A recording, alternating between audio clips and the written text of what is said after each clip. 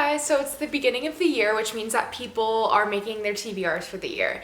And I thought that I would share 6 books that you should read this year. I have one book in every genre, so there's something for everyone. I picked 6 different genres. So I picked romance, literary fiction / comedy, a memoir, historical fiction, a thriller, and like a weird girl, quirky horror book. And then it picked my favorite book from each category. So I rated all of these books between 4 and 5 stars. And then I also tried to not pick obvious books that like everyone has read, like Gone Girl and the 7 Husbands of Evelyn Hugo, like really viral books. A lot of these are really popular, but I still tried to find ones that were like less obvious. Okay, so we're gonna start with romance, and this is a romance book that will rip your heart out of your chest. I just finished it. It's called Sunburn by Chloe Michelle Howarth.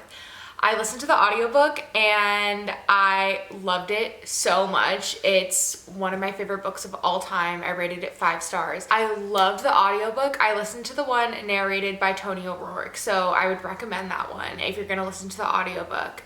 But now I want the physical copy just because I loved it so much, but then I also want to like annotate it and like honestly read it again, which like is crazy because I just read it, but at some point I'll want to read it again and just highlight all of the quotes that I really liked. But this book takes place in rural Ireland in the 90s, and it follows this girl who is in high school named Lucy, and it's kind of spanning a couple years, so it's like her junior and senior year of high school and then a few years after high school as well. So Lucy's from a very small town in Ireland called Crossmore, and her family's very Catholic, and it's her junior year of high school, and she's figuring out who her date to the depths is gonna be and what she's gonna do after high school, like if she's going to college or if she's gonna work. And she has this really close-knit group of friends, but develops feelings for one of her friends named Susanna. So it is a romance between Susanna and Lucy, but because they're from such a Catholic, conservative small town in Ireland,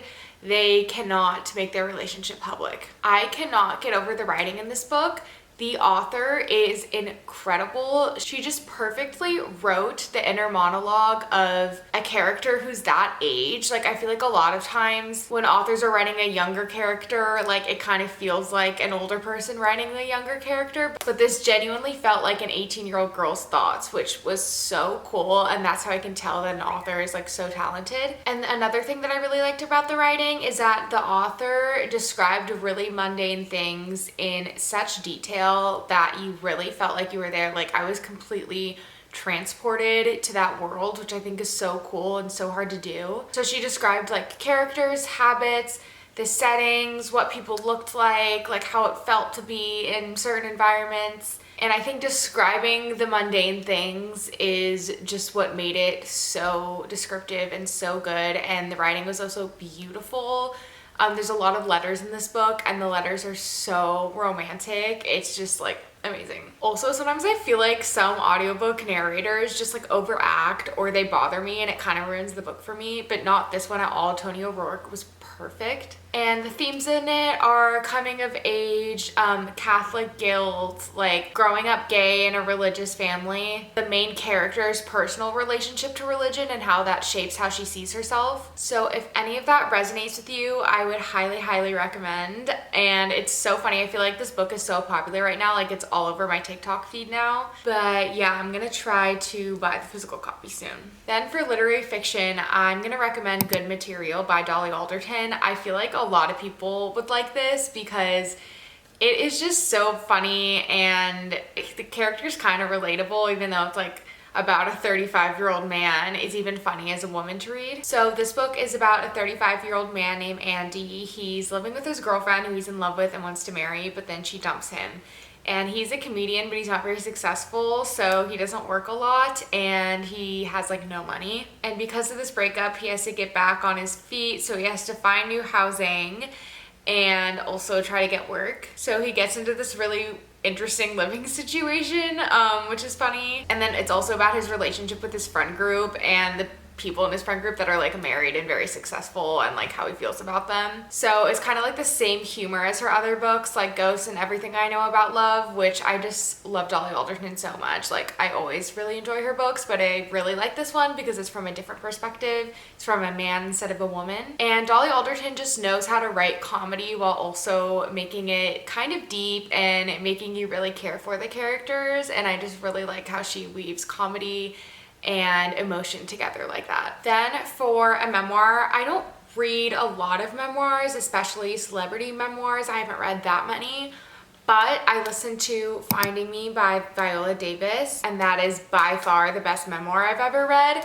I did listen to the audiobook, which is her narrating it, so I would highly recommend the audiobook because it's like obviously so much more personal hearing her tell her story in her voice. So this memoir pretty much spans her whole life. It's about her upbringing, how she came into acting, how acting was like at the beginning when she still was in a lot of roles and was very successful, but she still like couldn't afford anything. And it's pretty much until present day. And I actually listened to this during the SAG strike, which I think was really interesting because that was about how like actors don't make that much money, and then I just was listening to like her experience as an actor while that was happening, so that was really cool and just like really good timing. But it's a story about resilience and empowerment, and I would highly recommend it. I give it 5 stars. Then for historical fiction, I would recommend Homegoing by Ya Jesse. This is one of my favorite books of all time. I've talked about this on this channel a lot. 5 stars, 6 stars. So this book is structured in a really interesting and different way. The beginning has a family tree and they're 2 sisters, and the book basically follows the lineages of each 2 sisters. One of the sisters gets sold as a slave into America, so that's about her family's lineage in America, and the other sister stays in Ghana, and it's about her family's lineage in Ghana. And the theme of the book basically is about how the slave trade has infiltrated every single generation until now. And I learned so much reading this book, and it was so well done. And even if you're not a historical fiction person, it's so entertaining. I could not put it down. But it had such important themes, and I just could not get over how much research was done to write this book. Like, I watched all of the author's interviews after this because I was just like, how did she make this? And the writing is so good. I highlighted just so many quotes in here. So if you want to do a little educational but entertaining reading for Black History Month, read this book. Then for thrillers, I'm gonna recommend The Only One Left by Riley Sager. I gave it 4 stars, and I think this is my favorite thriller I've ever read. I have a lot that I've liked, but I think this is the one I would recommend. And when I'm reading a thriller, this is the kind of thriller that is just like fast-paced, entertaining, not that deep, but I can't put it down because I want to know what happens. And that's kind of what I look for in a thriller. So it's about this woman named Kit, and she's a caregiver, but she was on paid leave for 6 months and we don't know why. And her agency like will not hire her, except they really need a caregiver for this woman named Lenora Hope. And they basically ask Kit to do it because no one else will do it. Now Lenora's a town legend because she lives on this really eerie house, like kind of outside of town on top of a hill,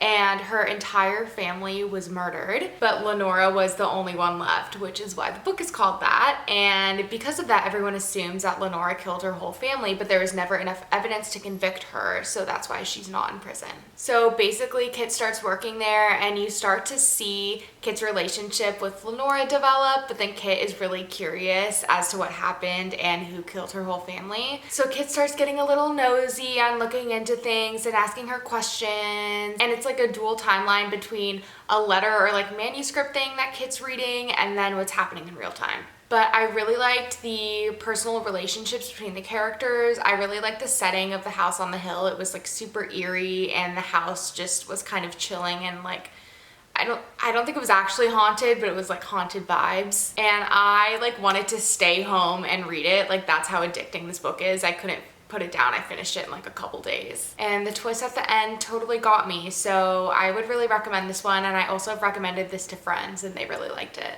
Okay, so for my last genre, which is weird girl fiction / horror, I have Boy Parts by Eliza Clark. And this book is not for everyone. So if you don't like quirky, unlikable characters, you would not like this book.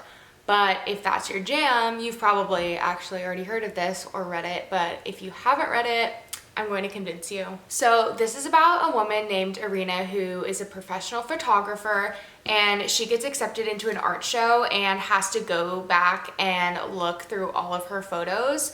And she's kind of reflecting on all of these photos in the past. So each chapter is about a different man in her pictures. So she specializes in fetish art, which is taking sexual photos of men in very vulnerable positions.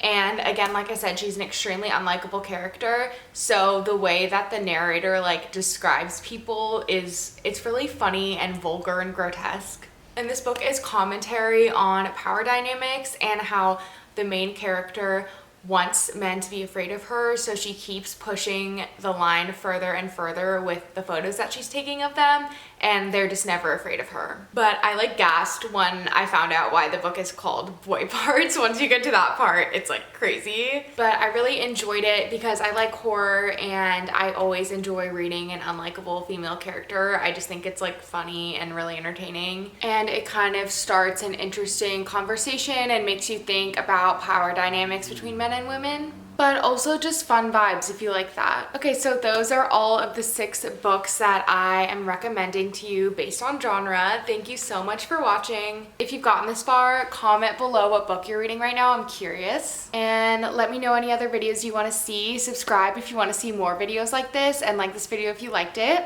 I'll see you in the next one. Bye!